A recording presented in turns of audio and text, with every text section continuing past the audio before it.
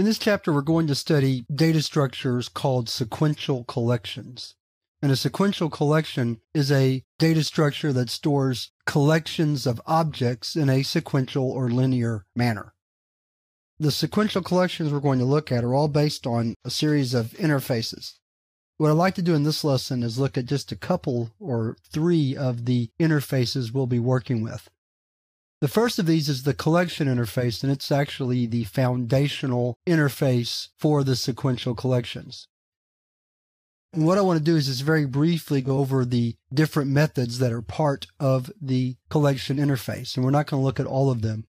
Here's a list in front of you, and you'll see that some of the things we can do with the collection is add items, clear the items from the collection, check to see if some other collection is equal to the current collection, check to see if the collection is empty, remove an object from the collection, remove all the objects from the collection, return the size of the collection, the number of elements that are in the collection, and take the collection and turn it into an array.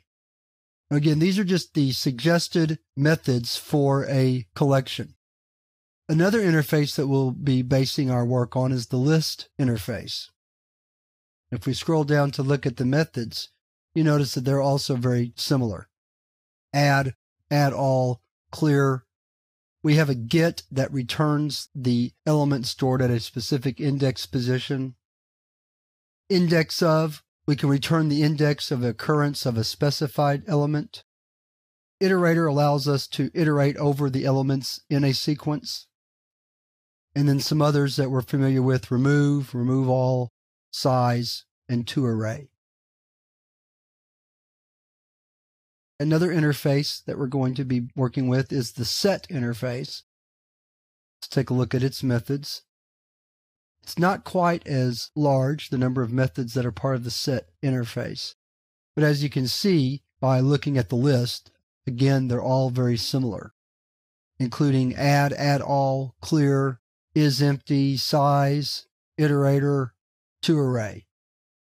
So it's obvious that these interfaces all have a similar set of methods that we can use. And again, these are all really based on the collection interface, which list and set are based on. But we're not quite finished looking at interfaces, so what I want to do is go on to the next lesson, where we're going to look at a couple of interfaces that are a bit different than what we've seen here. And after that, we'll be ready to start actually looking at the classes that we can build sequential collections from.